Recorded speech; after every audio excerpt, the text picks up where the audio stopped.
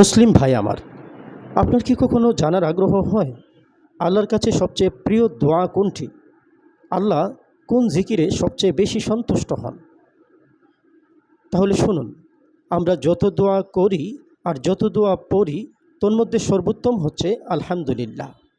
এ প্রসঙ্গে জামিউ তিরমিজির 3383 নম্বর হাদিসে, ইবনু মাজা শরীফের 3800 নম্বর হাদিসে এসেছে, عن جابر بن عبد الله رضي الله تعالى عنه يقول سمعت رسول الله صلى الله عليه وسلم يقول أفضل الذكر لا إله إلا الله وأفضل الدعاء الحمد لله।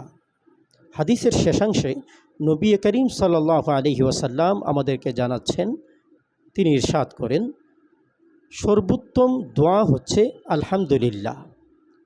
এটা কত চমৎকার একটি কথা! পৃথিবীর এমন কোনো সচেতন মুসলমান নেই যিনি এই শব্দটা পারেন না। আসুন এটি বেশি বেশি পড়ে আমরা আমাদের রবকে খুশি করার চেষ্টা করি। আল্লাহ তৌফিক দান করুন, আমিন।